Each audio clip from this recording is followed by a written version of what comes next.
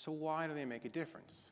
Well, I want to talk about the origins of the word sabbatical, and that's why I asked you to think about Shabbat before we started the service, because Shabbat and sabbatical obviously are connected.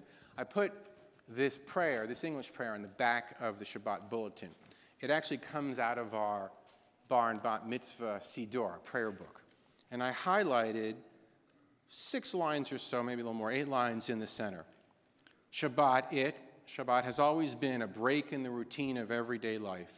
Shabbat is a symbol of liberation and triumph, of the holy over the profane, of spirit over matter.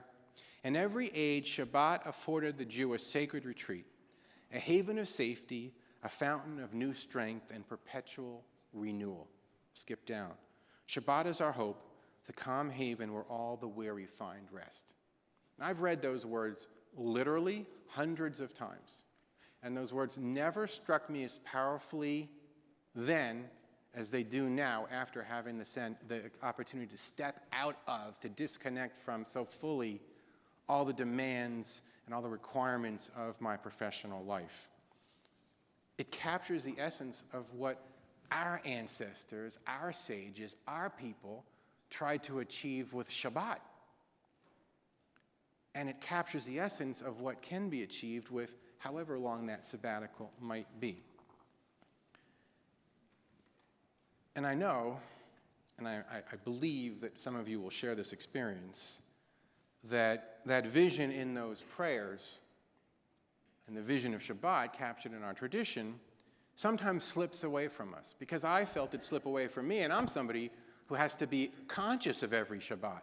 And I study about Shabbat and I teach Shabbat, and the essence slipped away from me. I discovered that I lost control on some level of the distinctions between my professional life and my own life. And I have to be honest, last December, before the sabbatical started, I was really tired. I don't mean physically tired. I was spiritually tired. And then towards the end of March, 2.5 months later, as I was looking towards the end, I kept having people ask me, are you in mourning? Are you depressed? You're going back to work.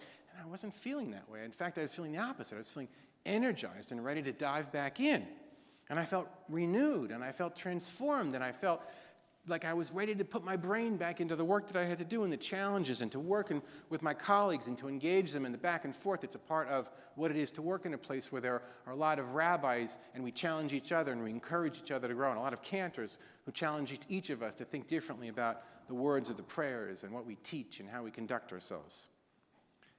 Because a sabbatical is not just a vacation. It's not just time off. It has purpose and it has direction. So after the week in Costa Rica and the week in Guatemala, I did something that I haven't done in years. I read novels. Not one novel in between all the technical books I read, if that's what you can call rabbi stuff, but novels in a row. And I began to write the book that I always dreamed about writing. Now, don't hold your breath. I don't know when it's going to be out there. But I started. That's the point, is I was able to sit in front of that computer and start the book. And I got into that Spanish. Hadn't done it since high school, and my housekeeper's Spanish just wasn't cutting it anymore. And I exercised, and it wasn't about finishing the workout so I could get to the next appointment. It was about enjoying the bike ride. It was about stopping on top of the mountain and taking a break from my mountain biking and just looking and taking in the scenery. And I cooked, and I did manual labor around the house, and I painted fences and stuff that I couldn't do because I had to sandwich it in between so many other things. But because I stepped out and disconnected, I was able to do it. And my friends and my family said, "You're so relaxed." I didn't mind waiting in line. We went to Costco. Didn't mind waiting in line. Okay. It's all right. There's a line. Big deal. And traffic jams weren't as frustrating as they had become. So as I said, I'm grateful to the congregation, to you, for giving me this incredible gift. And I know that they do remain a rarity for so many people. But I'm sharing this with you with the hopes of planting a seed that perhaps more of us will grow into something where more of us offer sabbaticals to our employees because we're conscious of the rewards we can reap in the business world. Where more of us will seek sabbaticals if we can in our own professions. And if an extended sabbatical is just not a realizable goal for you, then maybe you'll think about how you create mini sabbaticals.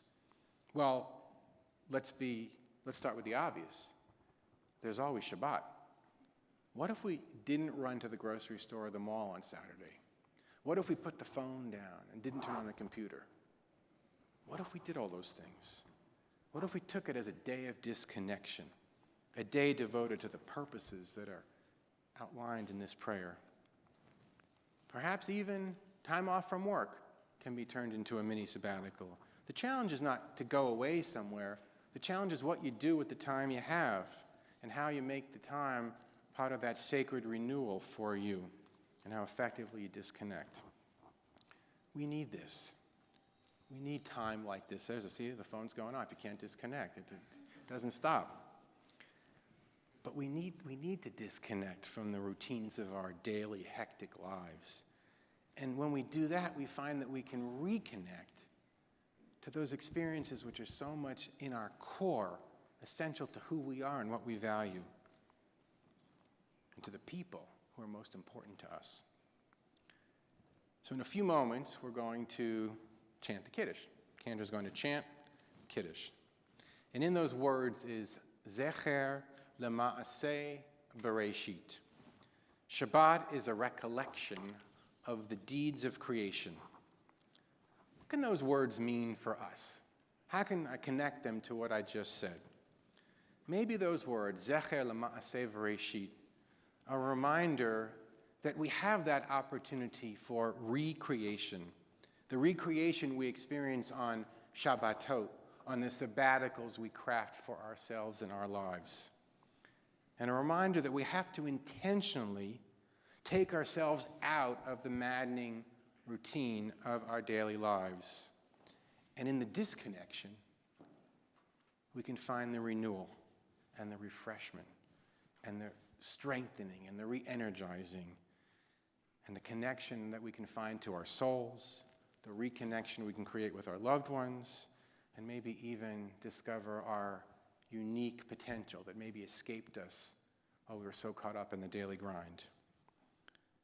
So what I hope these words have done for you is inspired you to seek sabbaticals, long, short, whatever, in your lives, and bring that creative rest of Shabbat into your lives, and that you too may find refreshment in your souls. Amen and Shabbat Shalom.